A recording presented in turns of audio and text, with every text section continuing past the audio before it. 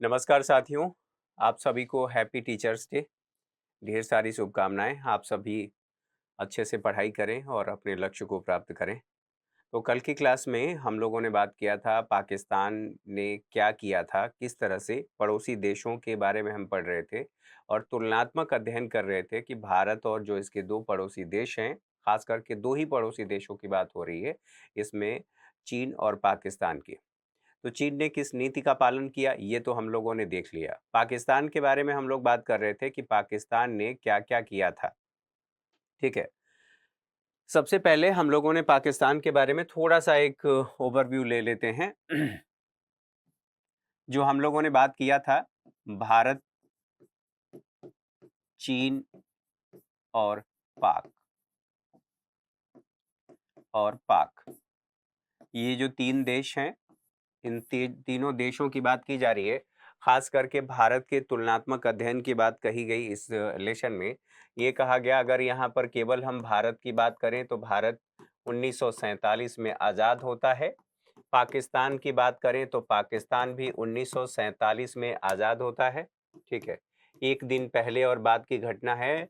इन दोनों के संबंध में भारत और पाकिस्तान के बारे में बात की जा रही है। जब हम चीन की बात कर रहे हैं तो ये 1949 में एक राष्ट्र के रूप में अपने आप को वैश्विक जो नक्शा है उस पर स्थापित किया। स्थापित करने के साथ साथ हमने यहाँ पर देखा था कि जो इनके आर्थिक विकास की नीतियाँ थी, आर्थिक नीतियाँ, ये लगभग समान थी। हमने इसमें ये बात किया था कि भारत भी मिश्रित अर्थव्यवस्था को अपनाया, मिश्रित अर्थव्यवस्था, और पाकिस्तान ने भी मिश्रित अर्थव्यवस्था को ही अपनाया। ठीक है, साथ ही हमने ये भी देखा था पंचवर्षीय योजनाएं जो थी, उन योजनाओं को दोनों ने अडॉप्ट किया और इन तीनों में कॉमन बात ये थी कि इसने भी पंचवर्षीय योजना को अपनाया। फिर उसके बाद चीन ने किस तरह से अपनी आर्थिक नीति को बनाया और आर्थिक नीति के माध्यम से अपना किस तरह से तेजी से विकास किया, इसके बारे में हम लोगों ने बात कर लिया था। हम लोगों ने दो तीन बातें यहाँ पर leap forward, great leap forward की बात की थी। इसके संदर्भ में हमने लीप फॉरवर्ड फॉरवर्ड की हमने बात की थी और यहाँ पर हमने कम्यून की बात की थी। यहाँ जो किया गया था, जब युद्ध हुआ दोनों देशों के मध्य अर्थात रूस और चीन के मध्य, तो जो सहयोग चीन को रूस से मिल रहा था वो मिलना बंद हो गया। इसकी आर्थिक विकास बाधित हो गई। आर्थिक विकास बाधित होने के बाद जो कम्यून व्यवस्था थी, कम्यून व्यवस्था का सीधा सीधा सा मतलब ये था कि कम्युनिटी अर्थात जो भूमि नामक जो संसाधन है उसको कम्युनिटी को दे दिया गया और वहां पर कृषि, सामूहिक कृषि हो रही है। लेकिन बाद में आगे चल करके इसमें बदलाव किया गया और ये देखा गया कि ये नीतियां अब सही नहीं हैं। हमने बात कर लिया था कि जो वहाँ पर एक नए सिरे से रिफॉर्म किया गया और उस रिफॉर्म की बदौलत धीरे धीरे लोगों से ये कहा गया कि आपको अपने घर के पीछे उद्योग लगाना है और वहाँ पर उत्पादन करना है। ये सभी गतिविधियां आगे चल करके चीन के विकास में बहुत ज़्यादा सहायक सिद्ध हुई हैं। ये बातें हम लोगों ने देख लिया था। अब चीन के बारे में हम लोगों ने जितना कुछ यहाँ पर समझना था हमने समझ लिया। फिर बात आती है भारत की। भारत के बारे में हम लोगों ने ये कहा था, सॉरी, भारत को छोड़ देते हैं, अभी पाकिस्तान के बारे में बात करते हैं। पाकिस्तान, पाकिस्तान के संदर्भ में देखा जाए तो पाकिस्तान ने क्या क्या काम किया। तो सबसे पहले पाकिस्तान जब स्वतंत्र हुआ भारत के साथ ही अपनी आर्थिक नीतियों को भारत के समान रखा था। 1950 से लेकर के 1960 के दशक में हमने बात कर लिया था कि आयात प्रतिस्थापन की नीति अपनाया। भारत के समान आर्थिक नीतियां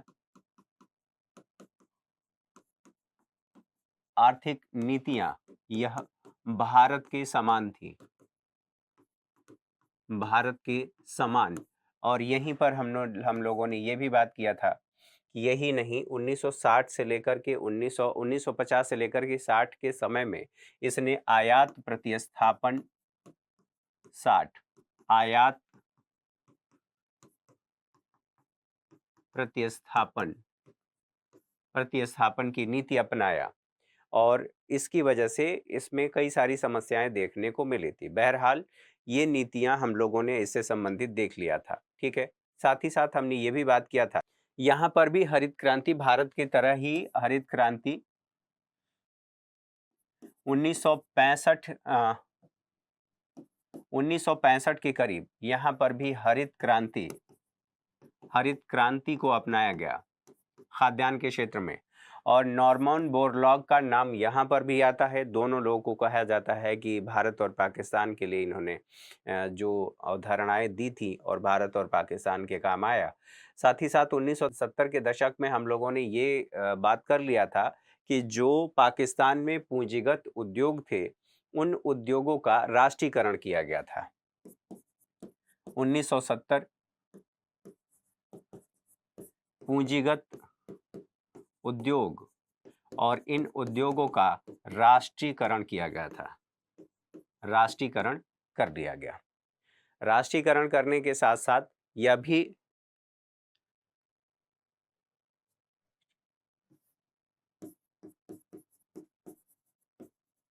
राष्ट्रीयकरण किया गया और राष्ट्रीयकरण करने के साथ साथ हम लोगों ने ये भी देख लिया था 1970 से लेकर के 80 के दशक में अराष्ट्रीयकरण, उसे इस बात का एहसास हुआ और फिर आगे चल करके अराष्ट्रीयकरण की नीतियों को अपनाया और इसमें जो उसके आर्थिक विकास में सहयोग देने वाले देश थे वो पश्चिमी देश थे, उनको वित्तीय सहायता उपलब्ध कराया। तो यहाँ पर 1970 से लेकर के 80 में अराष्ट्रीयकरण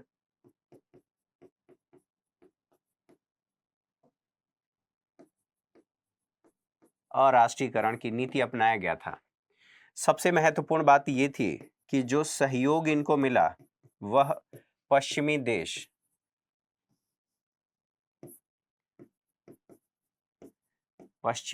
देश ये इनको सहयोग दिए। कैसा सहयोग दिए? तो इनको वित्तीय सहयोग दिया गया। वित्तीय सहयोग इनके तरफ से दिया गया। आप लोगों ने आईआर पढ़ा होगा या खबरों से लगातार आप परिचित रहे होंगे तो आप लोगों को पता होगा, जब पूरे विश्व में दो तरह की विचारधाराएं सबसे ज्यादा काम कर रही थी वैश्विक स्तर पर, एक को कहा गया था समाजवादी और दूसरे को कहा गया था पूंजीवादी विचारधारा, ठीक है। तो एक तरफ ये विचारधारा थी जिसके समर्थक पश्चिमी देश थे, अमेरिका इनको लीड कर रहा था। यहां पर यूएसएसआर था, तो ये ध्यान रखना है कि अपनी उद्देश्यों को पूरा करने के लिए अफगानिस्तान में सबसे पहले कौन प्रवेश करता है? 1979 के आसपास यूएसएसआर अफगानिस्तान में प्रवेश करता है। कोरिलेट करके बताने की कोशिश कर रहा हूं ताकि आप चीजों को कनेक्ट कर पाएं। और उसके साथ साथ जैसे ही वो प्रवेश किया उसके विस्तार को रोकने के लिए, अर्थात समाजवादी विचारधारा के प्रसार को रोकने के लिए अमेरिका ने वहां पर दूसरी नीति अपनाई और पाकिस्तान के माध्यम से ओसामा बिन लादेन जैसे आतंकवादियों को समर्थन दिया। समर्थन इसलिए दिया गया ताकि ये यूएसएसआर को जो अफगानिस्तान है वहां से बाहर कर सके। हालांकि इसमें सफलता भी मिला, आंशिक सफलता हम कह सकते हैं यूएसए को मिला, लेकिन वहां पर परिस्थितियां खराब हो गई।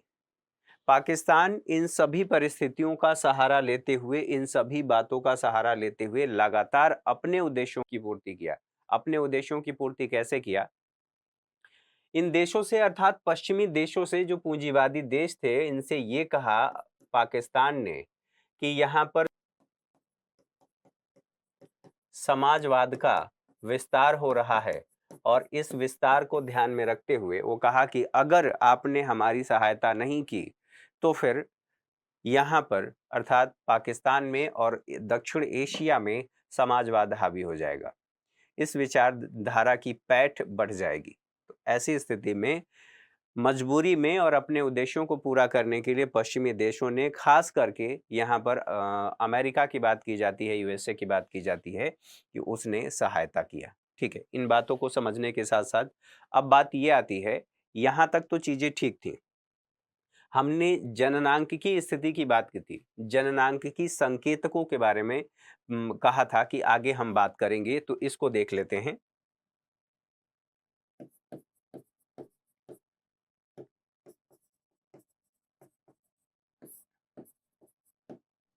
जननांकिकी संकेतक, ठीक है। तो जननांकिकी संकेतक क्या थे और क्यों ये महत्वपूर्ण है, इनको हमें समझना है। भारत और चीन की बात करें तो पूरे विश्व में अगर देखा जाए तो भारत और चीन, यहां पर आबादी की बात की जा रही है, प्रत्येक 6 में से एक व्यक्ति भारतीय है। और चीन के संदर्भ में बात किया जाए तो हर दूसरा व्यक्ति चीनी है। तो यहां भारत और चीन के बारे में सबसे पहले भारत प्लस चीन, भारत के संदर्भ में यह है कि हर छठा व्यक्ति, छठा या 6 में से, ऐसे 6 में से एक भारतीय है। और यहां पर चीन के संदर्भ में बात किया जाए तो हर दूसरा व्यक्ति भारतीय है, ठीक। अब इससे आप अंदाजा लगा सकते हैं कि पॉपुलेशन कितनी है और पॉपुलेशन का क्या महत्व है, ठीक है। महत्व के बारे में तो बाद में बात करेंगे, पॉपुलेशन कितनी है इसके बारे में। अच्छा, चीन के संदर्भ में यह कहा जाता है कि 1970 का जो दशक था, इसने लिंगानुपात में कमी का सामना किया। लिंगानुपात में दरअसल 1970 में इसने एक नीति अपनाया, और एक नीति क्या थी, 1970 की बात की जा रही है। चीन, इसने एक संतान की नीति, एक संतान की नीति का पालन किया। और जैसे ही एक संतान की नीति का पालन किया, यहां पर समस्या ये हुई कि लिंगानुपात इसका कम हो गया। और लिंगानुपात कम होने के साथ साथ और भी समस्याएं आई।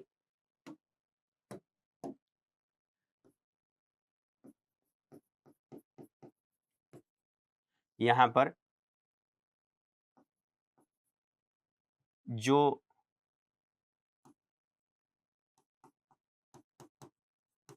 लिंगानुपात है, ठीक है,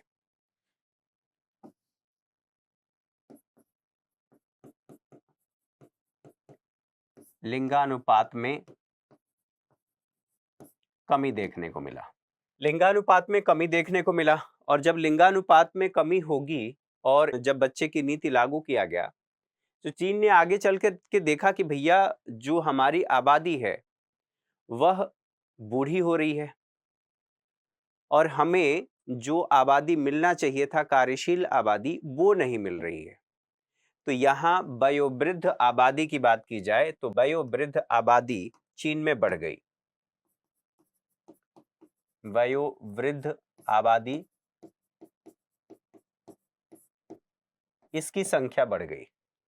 और जब इसकी संख्या बढ़ गई तो अभी हाल ही में चीन ने ये कहा है कि जिनके बच्चे 2 होंगे, 2 चाइल्ड पॉलिसी लागू किया आगे चल करके, और लगातार अभी ये कह रहा है कि आप अधिक बच्चे पैदा करिए, सरकार आपकी मदद करेगी। तो ये स्थिति वहां पर देखा गया। अब तीनों देशों की जो स्थिति है, तीनों देशों की जब बात की जा रही है, तो यहां पर भारत, चीन और पाक, इन तीनों देशों की जो आबादी है और समृद्धि है, यहां पर एक बार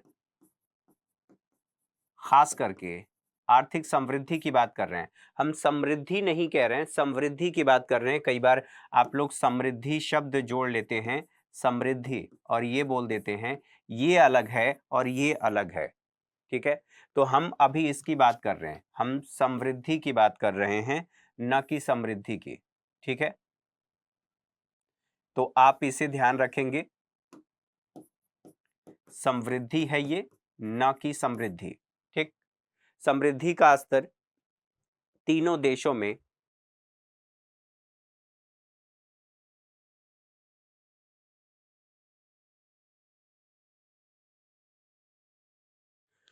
अब ये जो संकेतक है, इन संकेतकों को एक बार हम यहाँ से देख लेते हैं कि क्या संकेतक रहे हैं, कैसी स्थिति इन देशों की रही है।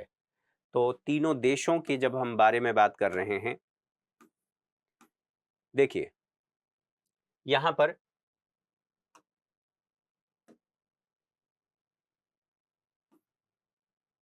तीनों देशों में क्या स्थिति रही है, इसको एक बार देखिए। भारत की बात करें तो कृषि क्षेत्र में क्या रहा है, ये। साथ ही साथ चीन की बात करें, इतना रहा है। पाकिस्तान इतना रहा है। ये कब से कब कब की बात की जा रही है, 1980 से लेकर के 90 तक की बात की जा रही है। औद्योगिक क्षेत्र में भारत में देखें तो 7.4% और यहां पर सेवा क्षेत्र में 6.9%। साथ ही चीन की बात की जाए तो चीन भारत से आगे रहा है औद्योगिक क्षेत्र में, और सेवा क्षेत्र में भी आगे रहा है, कृषि क्षेत्र में भी आगे रहा है। पाकिस्तान की बात करें तो पाकिस्तान भी भारत से आगे रहा है। यहां पर देखिए, यहाँ हमारे उद्योगों की जो वृद्धि है, औद्योगिक क्षेत्र में वृद्धि है, वो महज 7.4% है। यहाँ पर 7.7% है। ये 1980 से लेकर के 90 तक का आंकड़ा है। ठीक है। यहाँ पर सेवा क्षेत्र की बात करिए, सेवा क्षेत्र में वो थोड़ा हमसे कम रहा है। हमारी आबादी का दायरा भी तो बड़ा है, ये भी तो देखना पड़ेगा। अब 2011 से लेकर के 2015 तक की स्थिति की बात ये है कि यहाँ पर कृषि क्षेत्र में क्या स्थिति रही है। भारत के बारे में बात की जा रही है तो यहाँ पर देखिए 2.3% यहाँ पर कम हुई है, और औद्योगिक क्षेत्र में फिर से यहाँ पर कम हुई है। और यहाँ पर भारत के बारे में फिर सेवा क्षेत्र की बात करें तो ये बढ़ा है। चीन की बात किया जाए तो चीन का देखिए यहाँ पर कितना है, और कृषि क्षेत्र में चीन 5.9, यहाँ पर 4.1 आ रहा है। औद्योगिक क्षेत्र में यहाँ पर देखेंगे 10.8 है, यहाँ पर 8.1 देखने को मिल रहा है। सेवा क्षेत्र की बात करें तो सेवा क्षेत्र में इसकी जो वृद्धि है उस समय रही थी 13.5%, यहाँ पर घट करके 8.4% हो गई है। साथ ही पाकिस्तान की बात कर लिया जाए तो कृषि क्षेत्र में यहाँ 2.7 रहा है, औद्योगिक क्षेत्र में 3.4 रहा है, और यहाँ पर सेवा क्षेत्र में 4.4 रहा है। अर्थात यहाँ पर पाकिस्तान की स्थिति में आगे आकर के 2011 के बाद से कमी देखने को मिली है। बहरहाल जो चीन की स्थिति है, चीन की स्थिति लगभग कह सकते हैं सामान्य रही है, ठीक-ठाक रही है, लेकिन यहाँ पर उसने ज़्यादा ग्रोथ दर्ज की है। यहाँ पर स्थिति आप देखेंगे तो यहाँ पर भारत की स्थिति थोड़ी-सी सुधरती हुई नज़र आ रही है, लेकिन औद्योगिक क्षेत्र भारत का पीछे चला गया, सेवा क्षेत्र में स्थिति सुधरी है। और यही अगर आप लोगों को याद हो तो हमने बात कर लिया था कि भारत में सेवा क्षेत्र में रोजगार और अन्य जो संभावनाएं हैं, जीडीपी में योगदान की बात करें तो जीडीपी में योगदान और रोजगार का हिस्सा ज्यादा रहा है। हमारा ये कह सकते हैं कि कृषि पर निर्भरता कम जरूर हुई है, लेकिन औद्योगिक क्षेत्र जो उसकी पूर्ति कर सकता था वो नहीं कर पाया। बहरहाल इन बातों को देखने के साथ साथ अब एक बात ये भी समझना जरूरी है कि यहाँ तक तो ठीक है, लेकिन कृषि भूमि की बात की जाए तो जो चीन है कुल भूभाग का लगभग 10% है। कुल भूभाग का, चीन के भूभाग का जो वहां पर कृषि भूमि है वो टोटल 10% है। चीन की कृषि भूभाग भारत के कृषि भूभाग का अगर देखा जाए तो उसका आंकड़ा 40% के आसपास आता है। ठीक है। तो इन आंकड़ों को भी देखना हमारे लिए जरूरी है। अब उन आंकड़ों को एक बार देख लेते हैं। ये तो बात आप लोगों ने समझ लिया। 2016 से लेकर के 17 के कुछ चुनिंदा संकेतक क्या बताते हैं। यहाँ पर मानव विकास के संदर्भ में बात की जा रही है कि मानव विकास का क्या रहा है। तो मानव विकास को अभी थोड़ा सा रहने देते हैं, मानव विकास को अभी देखेंगे। फिलहाल इससे पहले का एक और जो सारणी है उस सारणी को देख लेते हैं। यहाँ पर देखिए, यह 2015 से लेकर के 17 में सकल घरेलू उत्पाद में प्रतिशत में शेयर बताया गया है कि कितना है। यहाँ पर देखिए कृषि क्षेत्र में, और ये किसकी बात की जा रही है, भारत की बात की जा रही है। कृषि क्षेत्र में सकल घरेलू उत्पाद में योगदान, अर्थात आप ऐसे कह सकते हैं जीडीपी में जो कृषि क्षेत्र का योगदान भारत की जीडीपी में रहा है उसको बता रहा है। यहाँ 17% रहा है। 2015 से लेकर के 17 तक की बात की जा रही है। चीन के योगदान की बात करें तो यह 9% रहा है, अर्थात कम रहा है। पाकिस्तान का 21% रहा है। सेवा क्षेत्र की बात करें तो 53% रहा है जीडीपी में योगदान। यहाँ पर कितना रहा है? 48%। अर्थात भारत के मुकाबले आप तुलनात्मक अध्ययन कर पा रहे होंगे कि औद्योगिक क्षेत्र का योगदान चीन की जीडीपी में ज्यादा है, सेवा क्षेत्र का योगदान कम है, जो कृषि क्षेत्र है उसका भी योगदान कम है। वहीं भारत की स्थिति देखिए, कृषि क्षेत्र पर निर्भरता और भारत में जीडीपी की बात करें, जीडीपी में योगदान के 17%, औद्योगिक क्षेत्र का 30% और सेवा क्षेत्र का 53%। यहाँ पर देखिए चीन के बारे में कहा जा रहा है वो आंकड़ा, और यहाँ पर देखा गया कि भारत भारत से अधिक रहा है पाकिस्तान में, जो जीडीपी के मामले में बात की जा रही है कि जीडीपी में सेवा क्षेत्र का योगदान कितना रहा है, तो ये भारत से भी ज्यादा है, 1% ज्यादा है। ठीक है।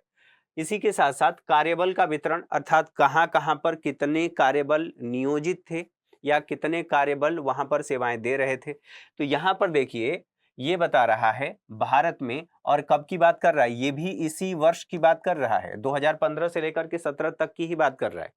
भारत का कार्यबल में योगदान यहां पर कितना? 42.7%। चीन की बात करें तो 17 दशमलव कितना रहा है? कृषि क्षेत्र में जो कार्यबल संलग्न है वो 42% रहा है भारत के संदर्भ में। यहां पर जब आप बात कर रहे हैं चीन के संदर्भ में, तो चीन में कितना रहा है? देखिए 17.5% रहा है। ये आंकड़े आपको समझ में आ रहे होंगे। ठीक है। अच्छा, इसी के साथ साथ फिर यहां पर देखिए पाकिस्तान का कितना कार्यबल रहा है, तो कृषि क्षेत्र पर इसकी निर्भरता 42% है। तो भारत और पाकिस्तान लगभग इसमें बराबर हैं। अब यहां पर सेवा उद्योगों की बात कर लें तो भारत का कितना कार्यबल इसमें नियोजित है, तो 23.8%। ये 2000 बार बार रिपीट कर रहा हूं, 2015 से लेकर के 17 के आंकड़े हैं। ठीक है। साथ ही यहां पर चीन को देख लीजिए, 26.5% है। उद्योगों में कितने लोग लगे हुए हैं, तो औद्योगिक क्षेत्र में 26.5% लोग लगे हुए। अच्छा, इसके अलावा अगर पाकिस्तान की बात की जाए कि उद्योगों में कितने लोग लगे हुए थे, इनफैक्ट तो 3.7%। इसके साथ साथ सेवा क्षेत्र में कितने प्रतिशत लोग लगे हुए हैं, तो यहाँ पर कार्यबल का वितरण 33.5% सेवा क्षेत्र में। ठीक है। इसके साथ साथ चीन की बात करें तो सेवा क्षेत्र में इनका कितना कार्यबल लगा हुआ है, तो 56%। भारत से ज्यादा है पाकिस्तान का, रहा है 54.3%। तो आप समझ पा रहे हैं कि हम भले ही सेखी बघार लें या कुछ भी कह लें, लेकिन कुछ मामलों में पाकिस्तान को हम कह सकते हैं। ठीक है। लेकिन ये भी जरूरी है कि हम कह रहे हैं हमारा जो क्षेत्रफल है, क्षेत्रफल भी अधिक है पाकिस्तान से, और जनसंख्या भी अधिक है। अब उत्तर प्रदेश के बराबर या पाकिस्तान की जनसंख्या के बराबर अकेले उत्तर प्रदेश की जनसंख्या है, आप समझ रहे हैं। बाकी स्टेट तो अभी छोड़ दीजिए। तो इन बातों को समझने के साथ साथ अब बात आती है यहीं पर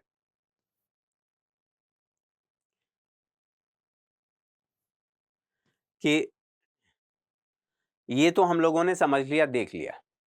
अब मानव विकास के मोर्चे पर क्या स्थिति रही है, तो जीवीए, जीडीपी की बात कर ली, जीवीए हम समझेंगे आगे चल करके।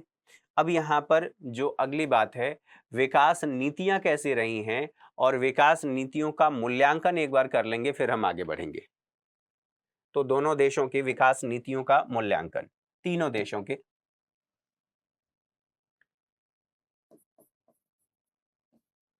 विकास नीतियों का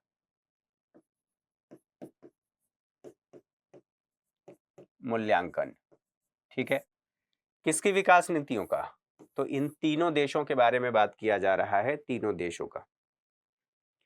तो जो विकास नीति रही है, चीन जो सुधार किया, याद करिए हम लोगों ने कल की क्लास में देखा था, जो सुधार चीन ने किया वो क्या बाह्य प्रेरित सुधार थे। दो तरह के सुधार होते हैं, सुधार दो तरह के, एक तो बाह्य प्रेरित सुधार होता है, और एक होता है आंतरिक प्रेरित सुधार।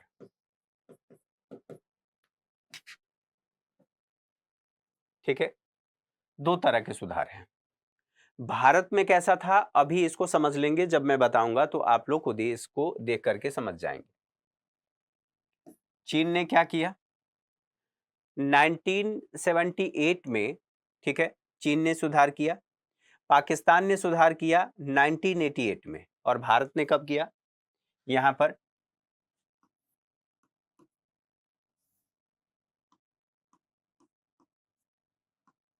भारत, चीन, या क्रम से चलते हैं यहां पर चीन, पाक और भारत, इनकी बात कर लेते हैं। चीन ने कब किया था 1978 में रिफॉर्म किया, 1978 में। ठीक है, पाकिस्तान ने कब किया 1988 में। और भारत ने कब किया था 1991 में, जिसे नई आर्थिक नीति भी कहा जाता है। नई आर्थिक नीति भी कहा जाता है। ठीक है, आर्थिक सुधार भी कहा जाता है, आर्थिक सुधार भी कहा जाता है। इसके साथ साथ इसे एलपीजी रिफॉर्म भी कहा जाता है, रिफॉर्म भी कहा जाता है। ठीक है, तो इतनी सारी बातें इससे संबंधित है। बहरहाल हम तीनों देशों को देख लिए। जो चीन ने किया था आंतरिक प्रेरित सुधार था। ठीक है, ये खुद करना चाह रहा था क्योंकि उसकी अर्थव्यवस्था, हमने ये बात कर लिया था, एक अकाल पड़ा, अकाल की वजह से बहुत से लोग मारे गए और उसको लगा कि जिस नीति का पालन हम कर रहे हैं वो कारगर सिद्ध नहीं हो रही है, तो अर्थव्यवस्था में सुधार किया और मिश्रित अर्थव्यवस्था को उसने अडॉप्ट किया। उस समय काफी हद तक मिश्रित अर्थव्यवस्था को अडॉप्ट किया, आगे बढ़ा और उसकी अर्थव्यवस्था लगातार ग्रोथ दर्ज करने लगी। पाकिस्तान के संदर्भ में हमने बात किया कि पाकिस्तान का जो सुधार था, ठीक है, पाकिस्तान, यहां पर भी आईएमएफ जो इसको सुधार करना पड़ा और अभी भी जो सुधार कर रहा है,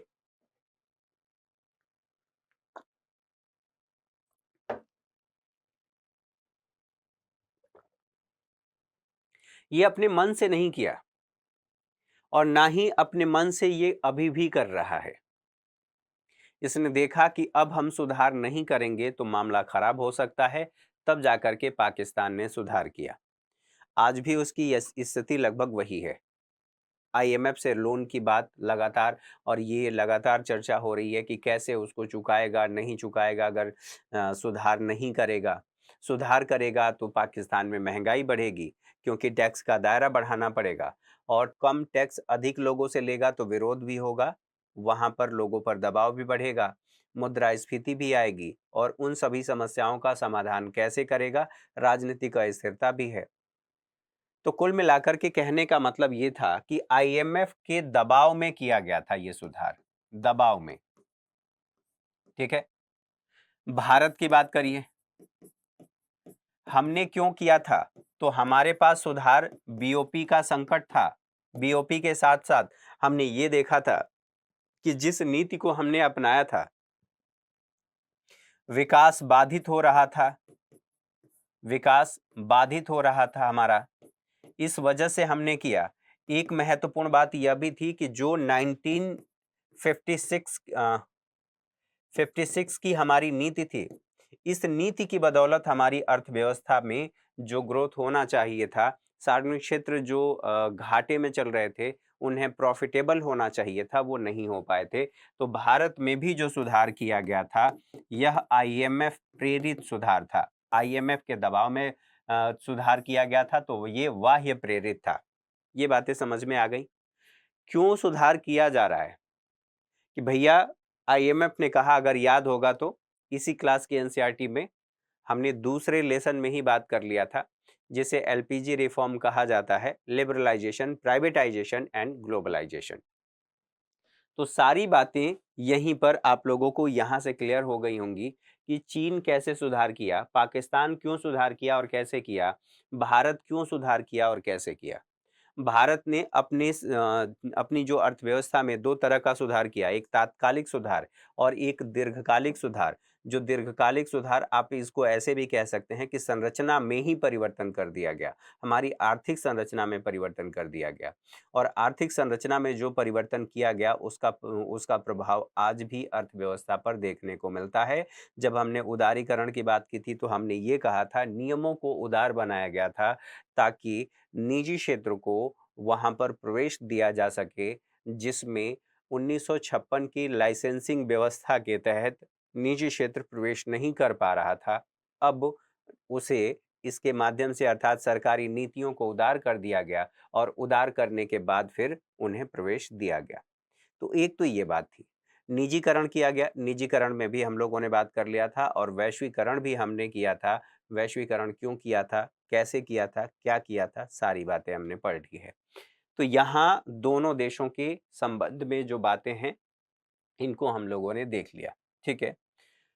हालांकि आप ये भी कह सकते हैं चीन की बात आईएमएफ की बाध्यता नहीं थी, लेकिन जो सुधार किया गया था चीन के संदर्भ में, आप ये भी बात याद रखेंगे कि माओवादी दृष्टिकोण की विफलता देखते हुए सुधार किया गया, ठीक है। तो चलिए इन बातों को समझने के साथ साथ अब जो हमारा यहाँ पर जो इसमें दिया गया है एक चार्ट, उसको चार्ट को देख लेते हैं। देखिए, मानव विकास के संकेतकों की बात करें तो मानव विकास की स्थिति क्या रही है दोनों देशों की। तो मानव विकास सूचकांक मूल्य के असर पर देखा जाए तो भारत में ये रहा है। ये कब से 2016 और 17 की बात की जा रही है, चीन में ये रहा है, पाकिस्तान में ये रहा है। यहाँ पर रैंकिंग की बात करें एचडीआई के आधार पर भारत की रैंकिंग रही है 130, चीन की रही है 86 और यहाँ पर पाकिस्तान की 150। जन्म के समय जीवन प्रत्याशा की बात करें तो भारत में क्या रहा है, जो उम्र बताया गया है जन्म के समय, जब बच्चा पैदा होता है तो उसी समय ये देखा जाता है कि बच्चा कितना स्वस्थ है और उसकी स्वस्थ अवस्था के आधार पर निर्धारित किया जाता है, अनुमान लगाया जाता है कि वह कितने वर्ष जिएगा। तो यहाँ पर जीवन प्रत्याशा 68.8%। चीन की क्या स्थिति थी उस समय अर्थात 16-17 में, तो यहाँ पर देखिए 76.4%। पाकिस्तान में भारत और चीन से दोनों से कम है। विद्यालय में औसत वर्ष की बात करें कि कितने वर्ष लगातार बच्चे शिक्षा ग्रहण कर रहे हैं, तो आयु वर्ग के 15 और उससे ऊपर की बात की जा रही है। यहाँ पर 6.4, यहाँ पर 7.8 और यहाँ पर ज्यादा है अर्थात पाकिस्तान में भारत से ज्यादा बताया गया। प्रति व्यक्ति सकल घरेलू उत्पाद की बात करें तो यह पीपीपी, परचेजिंग पावर पैरिटी, ठीक है। अमेरिकी डॉलर की बात की जा रही है कितना है, तो 6,427 रुपए। यहाँ पर कितना है, 15,309 रुपए। यहाँ पर कितना है, 5,035 बताया गया है। गरीबी रेखा से नीचे लोगों का प्रतिशत अगर देखा जाए जो एक दिन कितना, तो 3.20 डॉलर कमा पाते हैं, उनके बाद कितने लोग हैं, 60.4%। यहाँ पर 23.5%। यहाँ पर देखिए पाकिस्तान में भारत से कम है। शिशु मृत्यु दर की बात करें अर्थात 1,000 बच्चे जीवित हुए, जन्म लिए और उनमें से ये कहा जा रहा है कि अपने पहले जन्म से पहले कितने बच्चे उसमें से मर गए। दूसरे शब्दों में ऐसे कह सकते हैं कि शिशु मृत्यु दर का मतलब यह है कि 1,000 जो जीवित बच्चे जन्म लिए उसमें से 1 वर्ष के अंदर कितने बच्चे मर गए, उनको कहा जाता है शिशु मृत्यु दर। तो यहाँ पर देखिए इस 2011 के अनुसार ये 34.6 है। यहाँ पर कितना है, यहाँ पर बताया जा रहा है चीन में 8.5 है, पाकिस्तान में 64.2। मातृत्व मृत्यु दर अर्थात उस समय 1 लाख जन्मों के अनुमान के अनुसार ये बताया जा रहा है कि 174 माताएं, ठीक है, उनका देहांत हो गया। यहाँ पर 27 बताया जा रहा है, कहाँ पर, चीन में। सबसे ज्यादा बताया जा रहा है कि पाकिस्तान की स्थिति रही है। जनसंख्या में सुधार और स्वच्छता की बात करें उनका उपयोग, तो 44.2 रहा है, यहाँ पर 75 रहा है, यहाँ पर 58 रहा है, 58.3। सुधार हुआ पीने के पानी के स्रोत के अस्थायी एक्सेस के संदर्भ में जनसंख्या के साथ, तो यहाँ पर 94, यहाँ पर 96 और यहाँ पर 91 है। कुपोषण के शिकार बच्चों का प्रतिशत कितना है, तो यहाँ पर देखिए भारत में 37.9%, यहाँ पर 8.1 और पाकिस्तान में ज्यादा है। आप सोच रहे होंगे कि ये हमारे लिए क्यों जरूरी है, इसका क्या महत्व है। दरअसल इसका महत्व इसलिए है क्योंकि जब आप तुलनात्मक अध्ययन कर रहे हैं, उस दौर की बात कर रहे हैं, तो उसे देखना और समझना जरूरी है। इन्हीं सभी बातों को ध्यान में रखते हुए ये हमारे लिए महत्वपूर्ण हो जाता है। अब यहीं पर जब हम इसकी बात कर रहे हैं, तो निष्कर्ष में क्या क्या बातें कही गई हैं उनको एक बार देख लेते हैं। अब बात आती है निष्कर्ष की। ठीक है, तो निष्कर्ष ये कहता है कि अपने पड़ोसी देशों के विकास अनुभव से हमें क्या सीख मिलती है। भारत, पाकिस्तान और चीन की 5 दशकों से भी अधिक लंबे विकास यात्रा रही है और उनको अलग अलग परिणाम प्राप्त हुए हैं। 1970 के दशक के उत्तरार्ध में तीनों का ही विकास स्तर निम्न था और यहाँ पर कहा जा रहा है पिछले 3 दशकों में इन तीनों देशों का विकास स्तर अलग अलग रहा है। लोकतांत्रिक संस्थाओं सहित भारत का निष्पादन साधारण रहा है। अधिकतर लोग आज भी कृषि पर निर्भर हैं। भारत के अनेक भागों में आधिकारिक संरचना का अभाव है, अर्थात इंफ्रास्ट्रक्चर का अभाव है।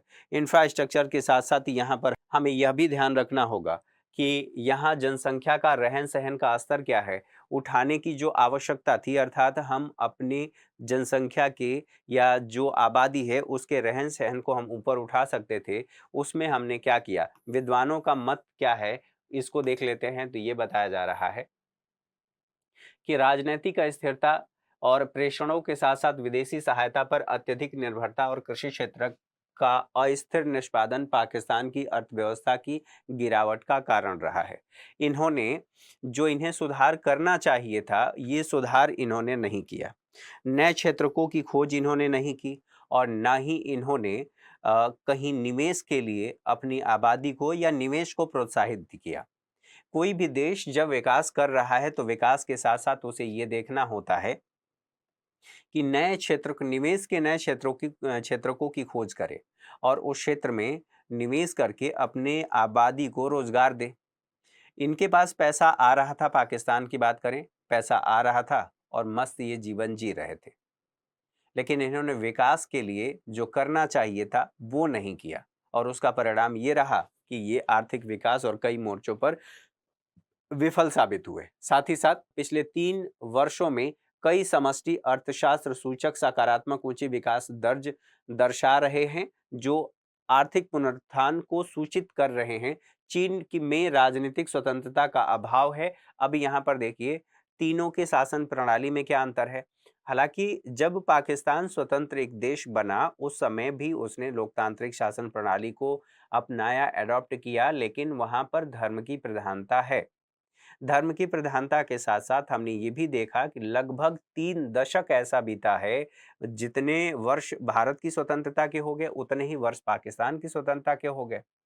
लेकिन बात यह है कि जब पाकिस्तान की बात आती है तो वहां पर बीच बीच में तानाशाही शासन रहा है, सैन्य शासन रहा है, तख्ता पलट की स्थितियां देखी गई हैं।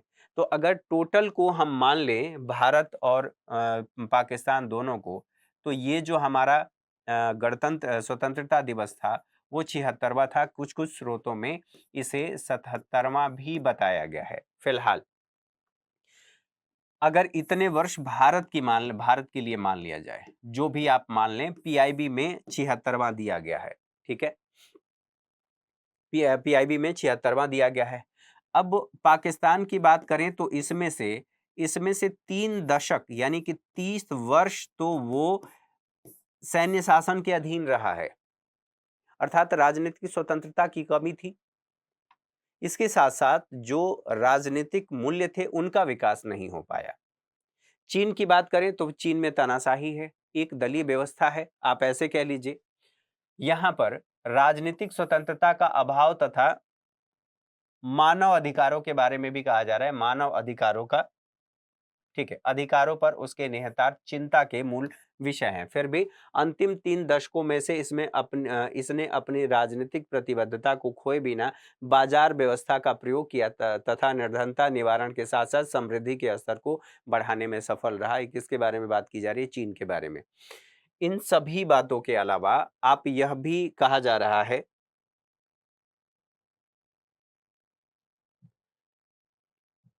कि आप यह भी देखेंगे कि भारत और पाकिस्तान में जहां सार्वजनिक क्षेत्र के उपक्रमों के निजीकरण का प्रयास हो रहा है, वहां चीन बाजार व्यवस्था का उपयोग अतिरिक्त सामाजिक आर्थिक सुअवसरों के सर्जन के लिए कर रहा है।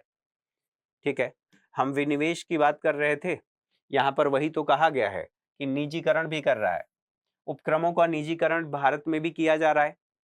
भारत में हर वर्ष जब बजट पेश होता है तो वहां पर ये निर्धारित कर लिया जाता है कि विनिवेश से कितनी धनराशि सरकार को प्राप्त होगी।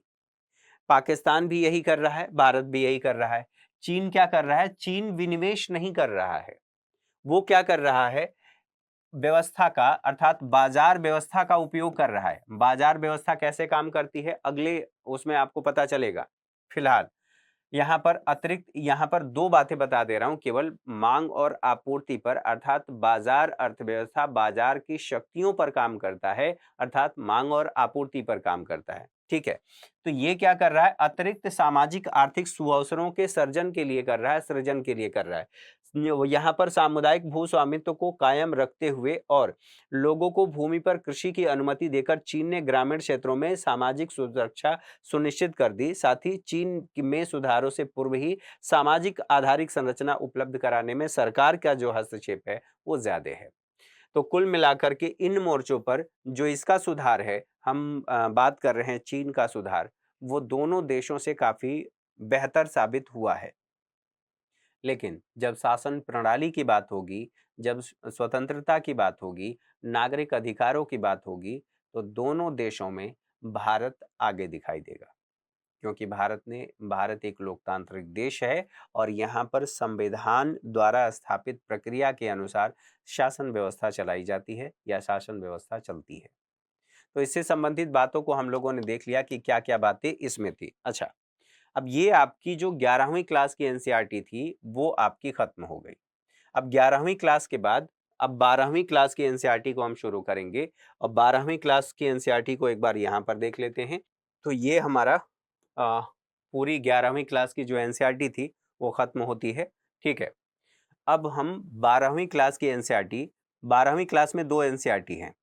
एक को हम कहते हैं व्यष्टि अर्थशास्त्र और एक को कहते हैं समष्टि अर्थशास्त्र। तो दोनों को अब एक-एक करके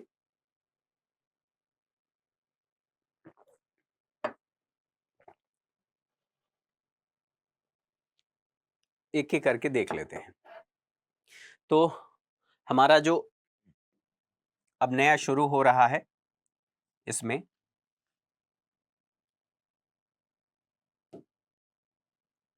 चलिए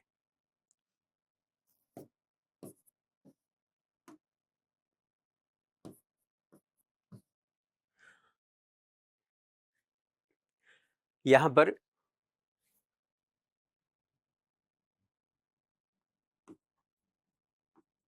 क्लास 12th, ठीक है, क्लास 12th की एनसीईआरटी है। लेसन 1 हमारा होगा, लेसन 1 होगा।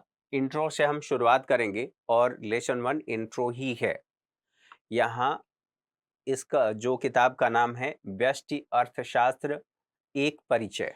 तो आप क्या देखेंगे? व्यष्टि अर्थशास्त्र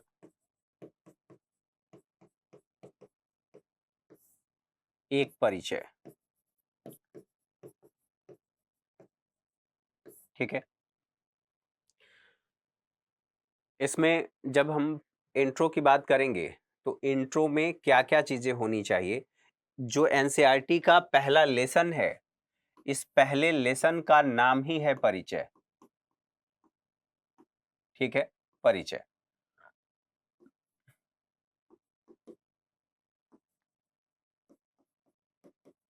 इंट्रोडक्शन। ठीक है, तो इंट्रोडक्शन में कुछ खास बातें बताई गई हैं। एक-एक करके उन सभी बातों को समझ लेते हैं कि क्या-क्या बातें इसमें कही गई हैं। यहाँ पर सबसे पहले कि समाज की जो आवश्यकताएँ हैं, आवश्यकताएँ कैसी होती हैं? हमें अपने रोज़मर्रा के जीवन में किन-किन चीज़ों की ज़रूरत पड़ती है? तो रोज़मर्रा के जीवन में हमें सुबह उठने और सोने जाते समय या जब तक सो नहीं जाते, तब तक हमें किसी न किसी वस्तु की ज़रूरत होती है। मोबाइल की ही ज़रूरत होती है और कई बार तो ऐसा होता है, आप लोगों को भी पता होगा कि कान में मोबाइल लगाए-लगाए सो गए और उधर उधर से सोना बाबू का लगातार मोबाइल चल रहा है। हेलो, सो गए क्या? हेलो, सो गए क्या? और पता चला कि आप इतने हारे थके हैं, इतनी आपने सर्विसेज़ दी हैं, इतनी सेवाएँ दी हैं कि आप सो गए हैं। फिर सुबह या रात में कभी नींद खुली, अचानक से याद आया कि अरे! मैं तो बात कर रहा था, मैं तो सेवाएँ दे रहा था, रात्रि सेवाएँ। और जैसे ही याद आया वैसे ही और तब तक उधर से दूसरा व्यक्ति सो चुका होता है। फिर ये सिलसिला चलता है कि सॉरी और थैंक यू, ठीक है, रूठना और मनाना, ये सब सारी चीज़ें चलने लगती हैं। बहरहाल ये जीवन का अनावश्यक अंग है। आवश्यक भी कह लें तो कोई बुराई नहीं है, लेकिन अनावश्यक हिस्सा है। आवश्यक बुराई है, जो होता ही है। बहरहाल, हम ये बात कर रहे थे कि हमारी आवश्यकताएँ जो हैं वो असीमित हैं। हम जैसे ही क्रियाकलाप शुरू करते हैं, बेड से उठने से लेकर के और बेड पर जाने तक हमारी क्रियाएँ चलती रहती हैं। हमारी ज़रूरतें होती ही होती हैं। अब आप सोच लीजिए, खाने से लेकर के शिक्षा, रोज़गार इत्यादि-इत्यादि लगभग सभी चीज़ें। तो इसका मतलब ये है कि हमारी जो आवश्यकताएँ हैं या ये सारे कार्य हो कहाँ पर रहे हैं? तो इन सभी कार्यों को अगर मैं ऐसे कहूँ, तो कुछ इस प्रकार से मैं कह सकता हूँ कि समाज की आवश्यकताएँ असीमित हैं। आप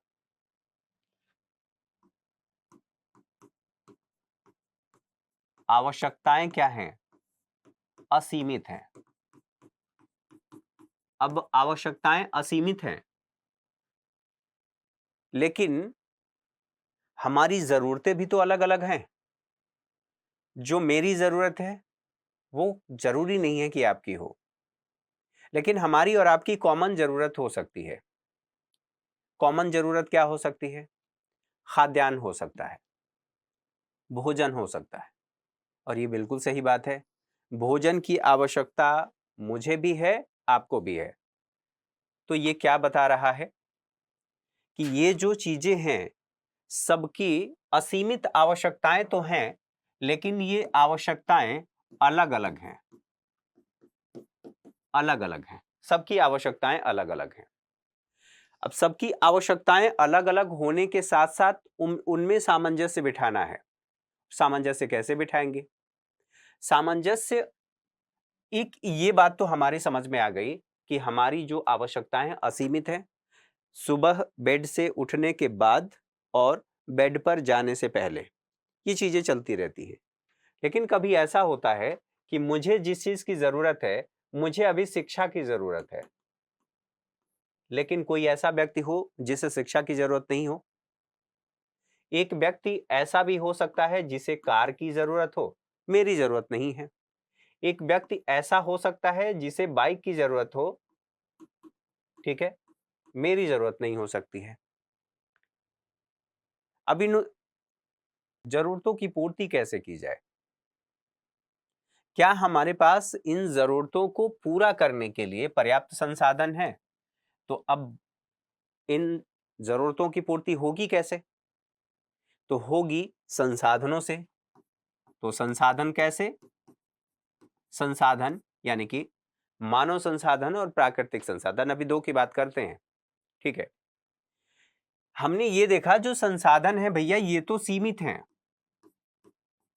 क्या हमारे पास भूमि असीमित है? नहीं है। पानी असीमित है? नहीं है। केवल 2% ही पृथ्वी पर पीने योग्य जल है। फिर हमें जरूरतों को पूरा करना है।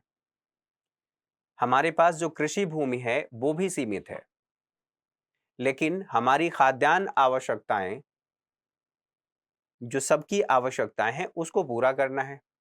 फिर आप करेंगे क्या? अब उसके लिए कहा गया इन सब में हमें सामंजस्य बैठाने की जरूरत है।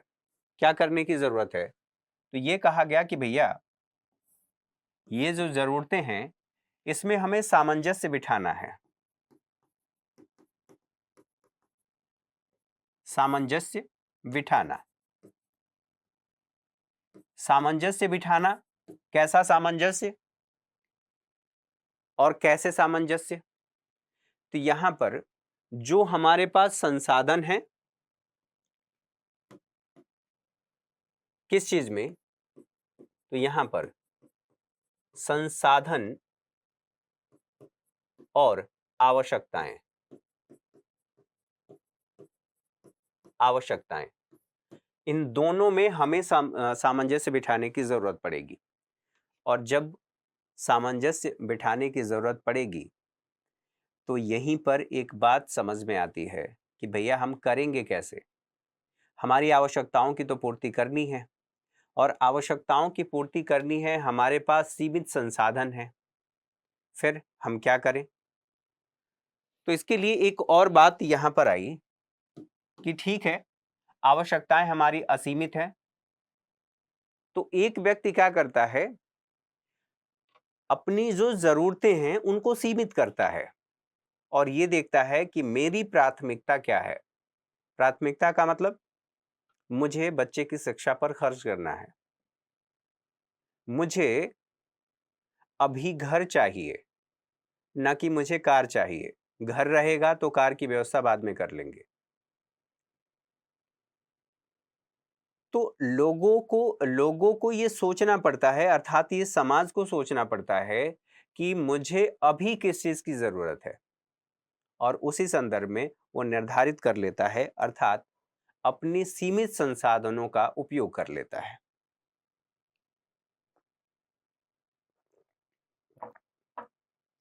ठीक है, तो यहां पर कहा जा रहा है जब ये बातें क्लियर हो गई तो हम आवश्यकताओं की पूर्ति कैसे करते हैं? तो आवश्यकताओं की पूर्ति यहीं पर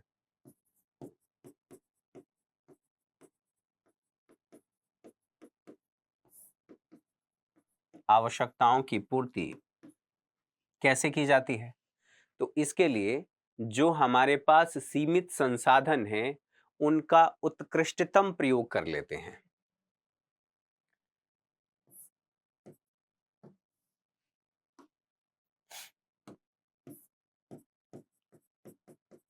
सीमित संसाधन, इन सीमित संसाधनों का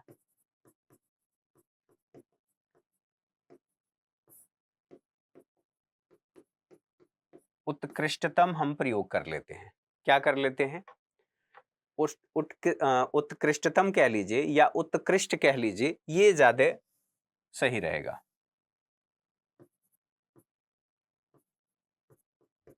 उत्कृष्ट प्रयोग, हम इसके माध्यम से अपनी जरूरतों को पूरा कर लेते हैं।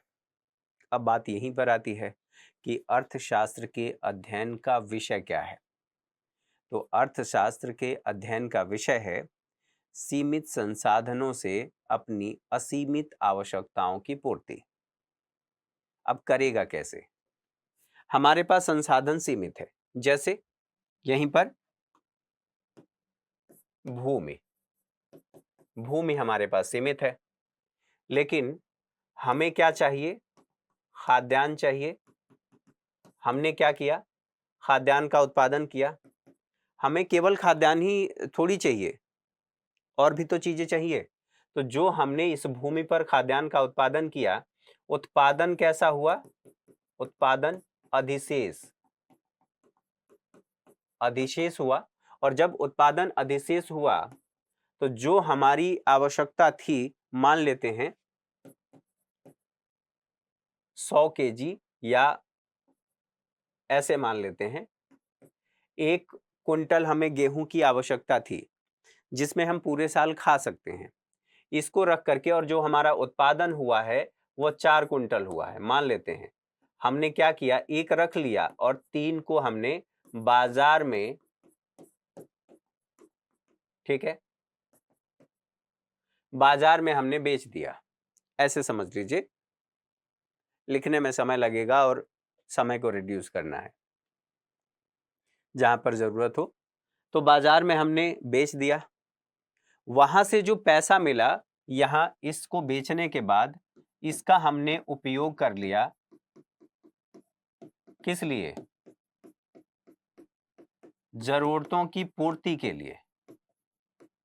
और हमारी ज़रूरतें उस समय क्या थी, ये हमें देखना पड़ेगा कि इस बच्चे की शिक्षा थी, हमें कार की ज़रूरत थी, आवास की ज़रूरत थी, या कोई अन्य ज़रूरत थी। ठीक है, स्वास्थ्य, शिक्षा, कुछ भी हो सकता है। तो एक बात तो हमने समझ लिया कि इसमें भी आप लोग ये ध्यान रखिएगा कि हम किसकी बात कर रहे हैं। तो आप ऐसे कह सकते हैं कि सामान्य अर्थव्यवस्था, और सामान्य अर्थव्यवस्था में ये सारी बातें आपकी आ जाती हैं। ठीक, यहां तक चीजें क्लियर है। अब बात आती है कि ठीक है, हमने अपनी जरूरतों को पूरा कर लिया, लेकिन किसको क्या चाहिए और कैसे हम निर्धारित करें, ये समस्या हमारे सामने है। तो सबसे पहले इसके बाद हमें यह समझना होगा कि आर्थिक क्रियाएं, अब ये जो क्रियाएं हो रही हैं, ये कैसी क्रियाएं हैं? ये आर्थिक क्रियाएं ही तो हैं। एक व्यक्ति टीचर के रूप में कार्य कर रहा है, जैसे कि मैं यहां पर सेवा दे रहा हूं, मुझे इससे इनकम जनरेट हो रही है, और इनकम जनरेट होने के बाद अपनी जरूरतों को मैं पूरा कर ले रहा हूं। कृषक भी उस अपनी जरूरत को दूसरे तरीके से पूरा कर रहा है, तीसरा व्यक्ति तीसरे तरीके से कर सकता है, लेकिन जरूरतें पूरी हो रही हैं, जरूरतें पूरी की जा रही हैं। बहरहाल बात आती है कि ये जो क्रियाएं थी वो आर्थिक क्रियाएं थी। तो आर्थिक क्रियाएं होती कौन सी हैं, या आधारभूत उसको कहा जाता है कि आधारभूत आर्थिक गतिविधियां। अब ये गतिविधियां कौन सी होती हैं, कैसे होती हैं? ठीक है, तो आधारभूत जब गतिविधियों को समझ लेंगे तो उसके बाद जो अर्थव्यवस्था की समस्या है, केंद्रीय समस्या, वो हम बहुत अच्छे से समझ पाएंगे। तो यहां पर यह कहा जाता है, सबसे पहले एक सवाल होता है कि आधारभूत आर्थिक गतिविधियां कौन सी हैं। आधारभूत आर्थिक गतिविधियां क्या हैं? आधारभूत आर्थिक गतिविधियां। अब ये आधारभूत आर्थिक गतिविधियां कौन सी हैं, इनको समझना जरूरी है। तो 3 बातें इसमें याद रखनी है। कौन कौन सी 3 बातें हैं? पहली बात, उत्पादन। उत्पादन किसका? तो वस्तु और सेवा का। ठीक है, उत्पादन के बाद क्या होगा? विनिमय होगा। ठीक है, विनिमय अर्थात लेन देन। मुझे क्या चाहिए, मैंने आपसे पैसे से खरीद लिया। पहले वस्तु विनिमय चलता था, और याद हो तो हमने बात किया था कि मुझे मुझे क्या चाहिए, मुझे आटा चाहिए और आपको चावल चाहिए, लेकिन चावल का मूल्य ज्यादा है, आटे का मूल्य कम है। अब हम कैसे आदान प्रदान करें? तो किसी ना किसी एक को घाटा होगा और किसी एक को नुकसान होगा। तो बीच का मार्ग निकाला गया और मुद्रा बीच में आ गई। मुद्रा का मौद्रिक मूल्य मुद्रा आई, और मुद्रा के आधार पर हमने वस्तुओं और सेवाओं का मौद्रिक मूल्य निकाल लिया और फिर क्रय विक्रय करना शुरू कर लिया। तो विनिमय यहां पर दूसरा है, किसका? वस्तु और सेवा का। अब बात आएगी कि ये तो बात ठीक है, फिर यहीं पर बात आती है उपभोग। किसका? हम किसका उपभोग करते हैं? या तो वस्तु का या सेवा का। तो यहां पर सबसे महत्वपूर्ण बात यह है कि हमने एक बात तो समझ ली कि तीन तरह की आर्थिक गतिविधियां होती हैं। मानव की तीन तरह की आर्थिक गतिविधियां होती हैं। या तो हम उत्पादन करते हैं वस्तु या सेवा का, और उत्पादन करने के बाद विनिमय करते हैं और फिर उसका उपभोग करते हैं। ठीक है, इस मोबाइल का उत्पादन हुआ है, उत्पादन हुआ अर्थात एक वस्तु है, फैक्ट्री में उत्पादन हुआ, इसको मैंने खरीदा। कैसे खरीदा? मुद्रा दे करके, विनिमय हो गया। और जब खरीदा तो इसका मैं उपभोग कर रहा हूं, इसका इस्तेमाल कर रहा हूं। तो तीनों जो क्रियाएं हैं इसको कहा जाता है, यह आधारभूत आर्थिक गतिविधियां हैं। ठीक है, अब जो आधारभूत आर्थिक गतिविधियां हैं इनमें से हमें यह भी समझना पड़ेगा, संसाधनों की कमी है। ठीक है, और संसाधनों की कमी है तो आर्थिक गतिविधियों का संचालन हम कैसे करें? तो यहीं पर बात यह आती है कि जो हमारी आर्थिक गतिविधियां हैं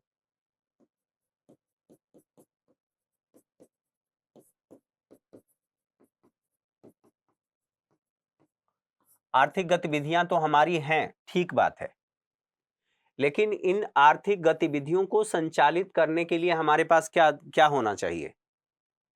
संसाधन होने चाहिए।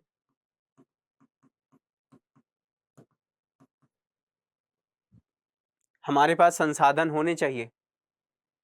तो संसाधन हैं, ये सीमित हैं, हमने पहले भी बात कर लिया। और जब सीमित हैं तो हम क्या करेंगे? हमारे सामने दो बातें आएंगी। एक तो कि इनका चयन कैसे किया जाए। जब कमी है तो चयन की समस्या होगी। किस चीज की? तो यहीं पर बात होगी चयन की समस्या हमारे सामने है कि किस वस्तु का चयन करें, किस वस्तु का उत्पादन करें। ठीक है, संसाधनों की कमी, आप यहां पर इसको ऐसे कर लीजिए, कमी है, और कमी है तो फिर हमारे पास चयन की समस्या है। और जब चयन की समस्या है तो यहीं पर एक बात निकल करके आ रही है कि अर्थव्यवस्था की केंद्रीय समस्याएं यहीं से आ रही हैं। इसी को हम कह रहे हैं कि अर्थव्यवस्था की केंद्रीय समस्याएं। अब ये अर्थव्यवस्था की केंद्रीय समस्याएं हैं क्या, इसको समझ लीजिए। तो ये कहा जा रहा है जब हमारे पास चयन की समस्या आ रही है तो फिर अब हम कैसे करेंगे? तो अर्थव्यवस्था की केंद्रीय समस्याएं अर्थात सेंट्रल प्रॉब्लम्स ऑफ इकोनॉमी कहती है कि पहली बात इसमें आती है, हालांकि ये अंतिम नहीं है, जो अभी तीन बातें हम समझेंगे वो अंतिम नहीं है। किस वस्तु का उत्पादन किया जाए और कितनी मात्रा में उत्पादन किया जाए। तो यहीं पर एक बात हो गई,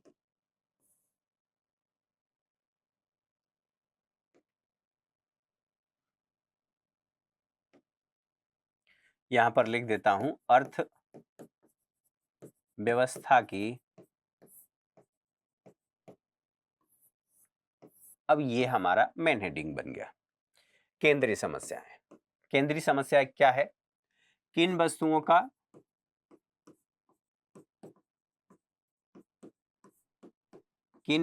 का उत्पादन किया जाए और ये उत्पादन की मात्रा क्या हो, अर्थात कितनी मात्रा में उत्पादन किया जाए।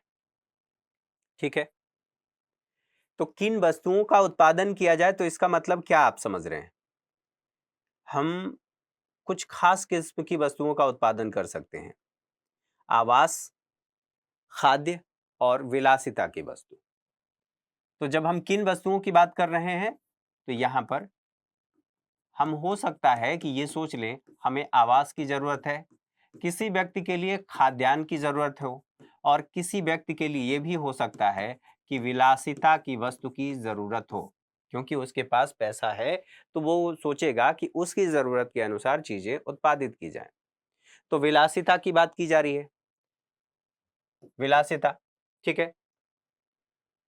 लेकिन अगर केवल आवास का उत्पादन किया जाए तो कुछ ऐसे व्यक्ति सोसाइटी में हैं जिनके पास संसाधन हैं, और संसाधन है तो उनके लिए ये यूजलेस है। खाद्यान्न की बात करें तो खाद्यान्न सबकी जरूरत है, लेकिन कुछ लोगों की जरूरतों की पूर्ति हो चुकी है, वो अपनी पूर्ति करने में सक्षम है। आबादी का कुछ हिस्सा ऐसा होगा कि वह अपनी जरूरतों को पूरा नहीं कर पा रहा है। अब जब नहीं कर पा रहा है तो फिर कौन करेगा और कैसे करेगा? तो खाद्यान्न वस्तुओं का उत्पादन तो मस्ट है, इसका उत्पादन होना चाहिए, सबकी जरूरत है। अब एक व्यक्ति इन सबसे ऊपर उठ गया है, उसे दिल्ली मेरठ हाईवे पे कम से कम 120, 200 और 300 की स्पीड से गाड़ी चलानी है। उसकी बाकी सारी जरूरतें पूरी हो गई हैं। बगल वाली सीट फुल है और बढ़िया गाना चल रहा है, किसका? अब आप लोग अपने हिसाब से चूज कर लीजिए। गाड़ी की रफ्तार है, बगल वाली सीट फुल है, पीछे वाली सीट पर कोई नहीं है, और सोचिए रात का, शाम का मौसम है, नज़ारा भी एकदम बढ़िया है। फिर क्या होगा ये आप लोग सोच लीजिए। बहरहाल कहने का मतलब ये है कि उस व्यक्ति को इन सब से क्या मतलब है, उसको क्या चाहिए कि जो कल्पना अभी आपके जहन में आया, जो मैंने कहा, वो सारी चीजें तो तब पूरी हो पाएंगी जब कार का उत्पादन किया जाएगा। कार क्या है? विलासिता की वस्तु है, और वो भी कौन सी? वैगनार 800 थोड़ी चाहिए, BMW चाहिए, मर्सिडीज चाहिए, या पोर्च कार चाहिए। हो सकता है कि लैम्बोर्गी हो, या किसी व्यक्ति के लिए और हो सकता है कि वो जगुआर की डिमांड करे, तो इसमें से कोई हो सकता है। तो अब किस वस्तु का उत्पादन किया जाए, कितनी मात्रा में किया जाए? क्या केवल आवास का उत्पादन किया जाए, केवल खाद्यान्न का उत्पादन किया जाए, केवल विलासिता की वस्तु का उत्पादन किया जाए, या जितनी मात्रा में जितनी आवश्यकता है उतनी मात्रा में उत्पादन किया जाए? एक तो ये बात है, ठीक है।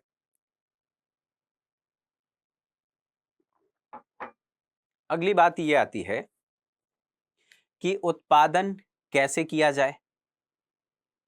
हम उत्पादन तो करेंगे, किन वस्तुओं का उत्पादन करेंगे? मान लीजिए हमने सुनिश्चित कर लिया कि हमें विलासिता की वस्तु अर्थात यहां पर कार का उत्पादन करना है, थोड़े समय के लिए मान लेते हैं। तो अब ये बात होगी ना कि उत्पादन कैसे किया जाए।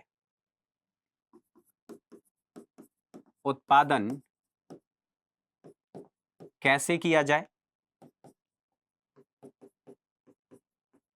तो यहीं पर बात आएगी, ठीक है, कि हम दो काम कर सकते हैं। मशीन का प्रयोग कर सकते हैं और श्रम का प्रयोग कर सकते हैं। अगर केवल मशीन का प्रयोग करेंगे तो बेरोजगारी की समस्या होगी, और अगर केवल श्रम का प्रयोग करेंगे तो गुणवत्ता से समझौता होगा, लागत अधिक होगी। तो फिर करें क्या? अब हमारे पास विकल्प क्या है? तो विकल्प यही है कि भैया इन दोनों में हमें सामंजस्य बिठाने की जरूरत है। और सामंजस्य कैसे बिठाएंगे? देखिए, उत्पादन कैसे किया जाए, मशीन का या श्रम का? तो सबसे पहले ये कहा जा रहा है कि दोनों का सामंजस्य हम बिठा सकते हैं, ठीक है। हालांकि अब ये बाद की बात है, तो यहां पर उत्पादन कैसे किया जाए, ये दो बातें हमने समझ लिया। अगर मशीनों से किया जाए बेरोजगारी की समस्या होगी, अगर केवल श्रम का प्रयोग किया जाए तो गुणवत्ता, और गुणवत्ता के साथ साथ उसकी लागत अधिक आएगी, गुणवत्ता के साथ समझौता करना पड़ेगा, ठीक है। तो हमें बेरोजगारी भी नहीं देनी है अर्थव्यवस्था में, और हमें क्वालिटी भी मेंटेन करनी है। तीसरी बात यहीं पर आती है कि भैया हम उत्पादन कैसे करें, ये तो हमने सोच लिया, लेकिन किसके लिए किया जाए? क्या सभी उपभोक्ताओं के लिए किया जाए या किसी एक के लिए किया जाए? तो यहां पर अगली बात आती है कि किसके लिए उत्पादन। ठीक है, तो किसके लिए, अर्थात यहां सबसे महत्वपूर्ण बात यह है कि सभी के लिए समान किया जाए या जिसकी जैसी जरूरत है उसके अनुसार किया जाए। हमें यह भी देखना पड़ेगा कि सबकी जरूरतें समान तो है नहीं और सभी व्यक्ति समान नहीं है। दोनों बातें हैं। सभी व्यक्ति भी समान नहीं है और सबकी जरूरतें भी समान नहीं है। तो यहां पर यहीं से एक बात आती है कि जैसे यहां सुनिश्चित करना जरूरी है कि प्राथमिक शिक्षा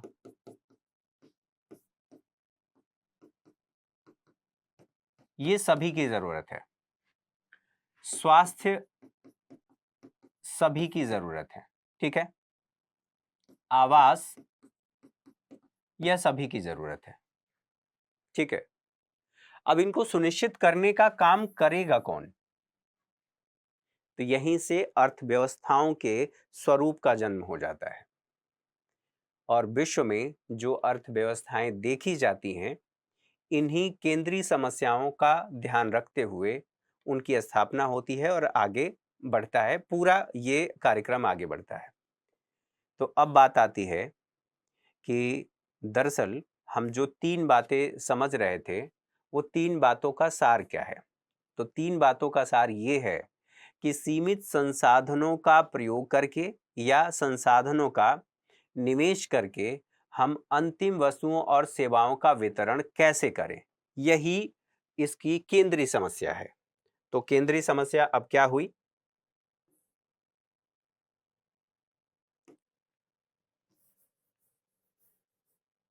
केंद्रीय समस्या इसकी यह हुई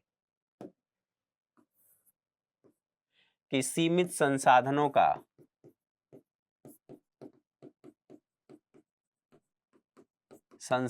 का प्रयोग कर हमारी जो आवश्यकताएं हैं, कैसी आवश्यकताएं हैं, अंतिम जो अंतिम जो वस्तु है उसका उत्पादन करें और उसका वितरण, सेवाओं का वितरण कैसे सुनिश्चित करें।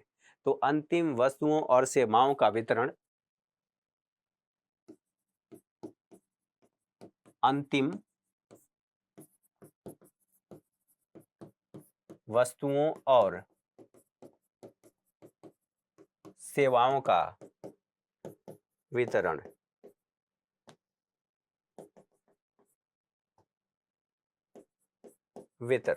ठीक है। ये दरअसल यह अर्थव्यवस्था की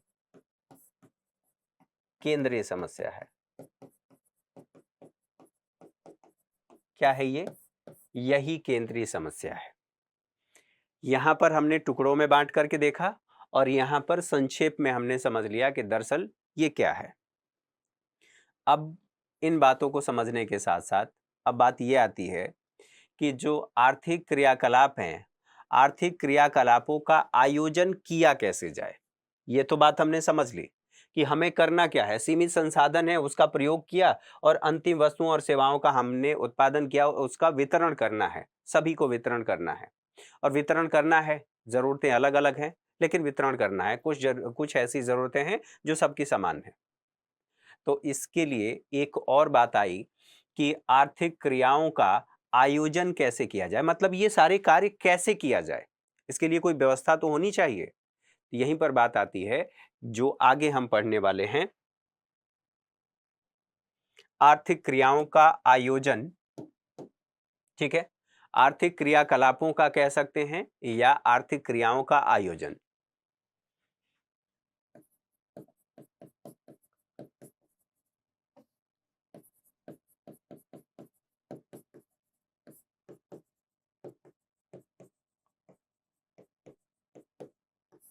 कलापों का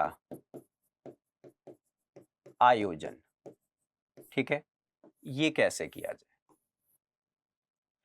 तो आयोजन के लिए हमें 3 बातें ध्यान रखनी है। ठीक है, 3 बातें। एक को कहा जाता है कि हमें क्या बाजार पर छोड़ देना चाहिए? अगर बाजार पर छोड़ दिया जाए तो उसको हम कहेंगे कि यह बाजार बाजार अर्थव्यवस्था है या बाजारवादी अर्थव्यवस्था है। तो यही कुछ लोगों का, कुछ जो विद्वान हैं उनका कहना है कि बाजार पर ये बातें छोड़ देनी चाहिए, और बाजार पर जब ये बातें छोड़ी जाएंगी तो यहीं पर हो जाएगा बाजार अर्थव्यवस्था। अर्थव्यवस्था जिसे आप मार्केट इकोनॉमी कहते हैं, और इसे पूंजीवादी अर्थव्यवस्था भी कह दिया जाता है। ठीक है, दूसरी बात आती है कि इस कार्य को करने के लिए सरकार को दे देते हैं जिम्मेदारी। तो यहां पर सरकार की बात आती है, क्योंकि कुछ ऐसी जरूरतें हैं जिनको पूरा करना जरूरी है, और समाज का एक तबका ऐसा है कि वो उन जरूरतों को पूरा नहीं कर सकता, उसके पास संसाधन नहीं है, और संसाधन नहीं है तो फिर कैसे करेगा? तो इसके लिए सरकार ये निश्चित करे, कुछ लोगों ने ये कहा कि सरकार यह निश्चित करे कि किसको क्या देना है और कितनी मात्रा में देना है। तो यहीं पर जब सरकार की बात आती है तो केंद्रीकृत योजना, आप ऐसे कह सकते हैं केंद्रीकृत योजनाबद्ध, क्योंकि योजना बनाई जा रही है, योजनाबद्ध अर्थव्यवस्था। तो सरकार केंद्रीकृत योजनाबद्ध अर्थव्यवस्था। कैसी अर्थव्यवस्था? केंद्रीकृत है, योजनाबद्ध है, और इसको हम कह रहे हैं यह अर्थव्यवस्था है। इसका उदाहरण कहां पर देखने को मिला? तो चीन में हमें देखने को मिला। चीन केंद्रीकृत योजनाबद्ध अर्थव्यवस्था इसका उदाहरण है। ठीक है, अब बात आई कि भैया केवल सरकार तो नहीं कर सकती। क्या केवल सरकार सबकी जरूरतों को पूरा कर सकती है? उसके पास संसाधन सीमित है। संसाधन सीमित होने के साथ साथ उसकी जरूरतें और भी तो हैं, उसके अन्य कार्य भी तो हैं। तो केवल सरकार नहीं कर सकती। तो उसके लिए फिर एक और संकल्पना आई, और ये कहा गया कि जो विश्व की अर्थव्यवस्थाएं हैं, दरअसल वह न तो पूरी तरह से बाजार अर्थव्यवस्था है और न ही केंद्रीकृत योजनाबद्ध अर्थव्यवस्था है जिसमें सरकार की भूमिका है। सरकार बताएगी कि सरकार उन लोगों की ज़रूरतों को पूरा करेगी जहां पर ज़रूरत है कि उनको शिक्षा देना चाहिए, स्वास्थ्य सुविधाएं उपलब्ध कराई जानी चाहिए, आवास उपलब्ध कराया जाना चाहिए। सरकार ये निश्चित करेगी, सरकार बताएगी कि क्या करना है। लेकिन केवल अगर सरकार बताएगी तो उसमें समस्या है, बाजार नहीं होगा, और बाजार नहीं होगा तो प्रतिस्पर्धा नहीं होगी। आप सोचिए कि मुखर्जी नगर में या जहां कहीं भी आप पढ़ाई कर रहे हैं, वहां पर अगर 10 स्टूडेंट एक साथ बैठ करके पढ़ाई करें तो एक हेल्दी इन्वायरमेंट क्रिएट होता है, और हेल्दी इन्वायरमेंट क्रिएट होता है तो सब में प्रतिस्पर्धा बढ़ जाती है कि मुझे भी सिलेक्शन लेना है, मुझे भी सिलेक्शन लेना है, मुझे पढ़ना चाहिए। और पढ़ने के लिए संसाधनों का ऑप्टिमम यूटिलाइजेशन करने के लिए, और साथ ही साथ नॉलेज गेन करने के लिए हर संभव प्रयास किया जाएगा। और उसके लिए हो सकता है कि कोई स्मार्ट वर्क करे, कोई ट्रेडिशनली लेकर के चले, कोई किताबों का प्रयोग करे, कोई एडुटेक पर जाए, और कोई मेंटोर रखे। ये अलग अलग सबकी रणनीति हो सकती है, लेकिन मेन गोल यही है कि उसे सफल होना है, और सफल होने के साथ साथ वो वहां पर देखेगा, मतलब सभी विद्यार्थी देखेंगे, प्रतियोगी देखेंगे कि वहां एक प्रतिस्पर्धा क्रिएट हो गई है, अर्थात इन्वायरमेंट क्रिएट हो गया है। तो यहाँ पर उसकी समस्या देखने को मिलेगी।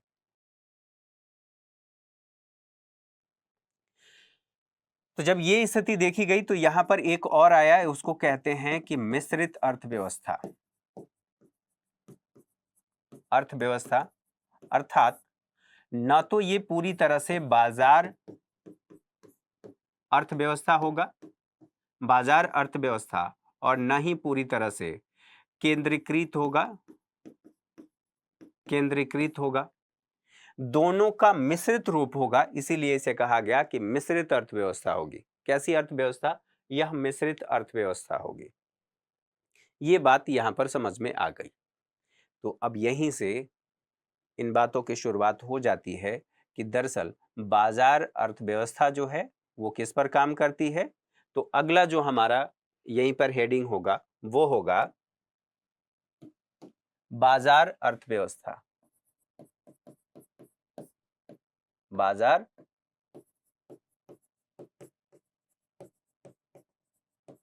अर्थव्यवस्था, ठीक है। अब सोचिए बाजार अर्थव्यवस्था में क्या क्या विशेषताएं होंगी, क्या क्या बातें होंगी, ये अगली क्लास में हम लोग समझने वाले हैं। तो चलिए आज की क्लास को यहीं पर खत्म करते हैं, अगली क्लास में मुलाकात होगी। पुनः आप सभी लोगों को टीचर्स डे की हार्दिक शुभकामनाएं। आप सभी के उज्जवल भविष्य की कामना के साथ मैं अभी आप लोगों से विदा लेता हूं, इस वादे के साथ कि अगली क्लास में मिलेंगे और आगे की जो बातें हैं उसको पूरा करेंगे। Thank you very much.